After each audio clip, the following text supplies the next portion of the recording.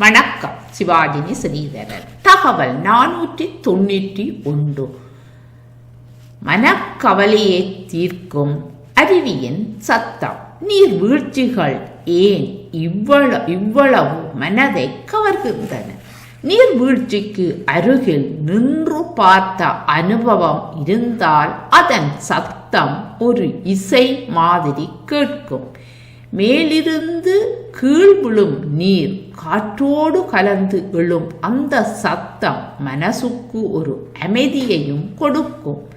மலை, காடு, பறவைகள், நீர் இவை எல்லாம் சேர்ந்து இயற்கையின் ஒரு அழகான காட்சியை உருவாக்குகின்றன. அதனால் தான் நீர்வீழ்ச்சிகள் மனிதர்களை எப்போதும் கவர்ந்து கொண்டே இருக்கின்றன.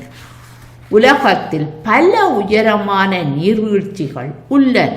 அவற்றில் மிக உயரமானது வெனிசுலாவில் உள்ள அன்கேலா நீர்வீழ்ச்சி. இதன் உயரம் சுமார் 979 மீட்டர். உலகின் மிக உயரமான நீர்வீழ்ச்சியாக கருதப்படுகிறது. நீர்வீழ்ச்சிகள் பெரும்பாலும் மலை பகுதிகளில் அமைந்துள்ளது. அவை அடர்ந்த காடுகளால் சூழப்பட்டு இருப்பதால் அவற்றின் இயற்கை அழகு இன்னும் அதிகமாக தெரியும். நீர்வீழ்ச்சிக்கு அருகில் நின்று பார்த்தால் அதன் நீர்த்துளிகள் முகத்தில் படும். இதமாக இருக்கும். அந்த சத்தம் மனசுல பதியும். அதை பார்த்து கொண்டு இருக்க வேண்டும் போல் தோன்றும். அந்த நேரத்தில் மனம் மகிழ்ச்சி அடைகின்றது. அதனால் தான் பலர் மலைகள், நீர்வீழ்ச்சிகள் உள்ள இடத்தில் ஓய்வெடுக்க விரும்புகின்றார்கள். அதே நேரம் உங்களிடமும் ஒரு கேள்வி. நீங்கள் பார்த்து மகிழ்ந்த நீர்வீழ்ச்சிகள் எவை என்பதனை பேசும் நேரத்தில் பேசிக்கொள்ளுங்கள்.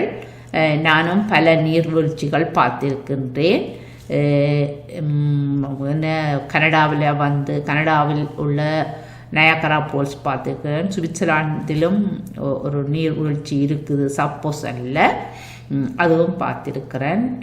மற்றும் எனக்கு அடர்ந்த காடுகள், மலைகள், நீர்வீழ்ச்சிகள் என்றால் மிக மிக பிடிக்கும்.